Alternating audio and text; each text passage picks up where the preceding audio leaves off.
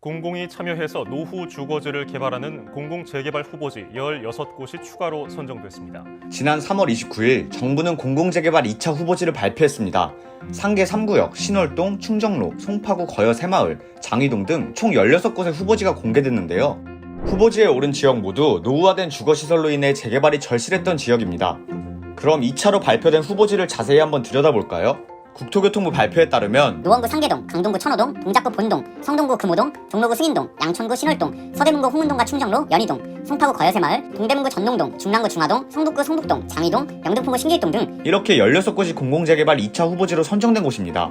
16곳의 후보지 중에 가장 많은 예상 세대수를 자랑하는 지역은 성북구 장이 8구역과 9구역, 양천구 신월 7동-2인데요.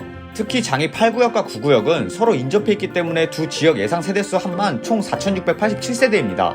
예상 세대수는 말 그대로 예상치라서 바뀔 수도 있지만 발표만 보면 동대문구 장이동에 대한 기대감이 마구 올라갑니다.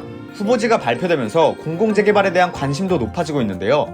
LH와 SH 등 공공이 사업성 부족, 주민 간 갈등 등으로 인해 장기 정체된 재개발 사업에 참여한 것이 바로 공공재개발입니다. 이렇게 장기 정체되던 재개발이 다시 진행될 수 있는 거면 마을에 경사가 나야 할 텐데 꼭 그렇지만은 않은데요. 특히 공공재개발 2차 후보지 발표의 뉴스 댓글, 커뮤니티 반응은 양극화를 달리고 있습니다.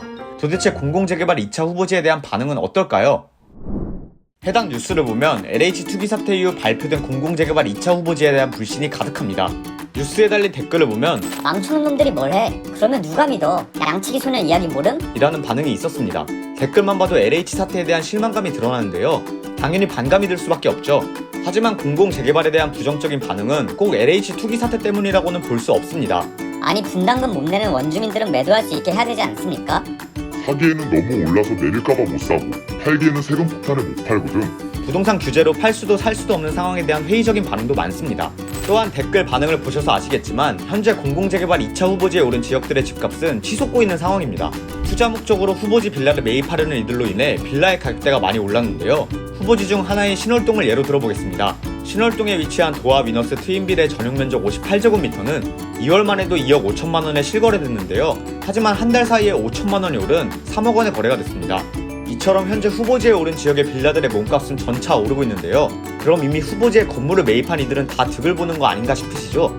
그게 또 간단하지 않습니다. 건물을 사면 뭐합니까? 재산권을 행사할 수가 없는데요. 그러니 후보지로 지정이 돼도 댓글 반응이 험악해지는 것입니다.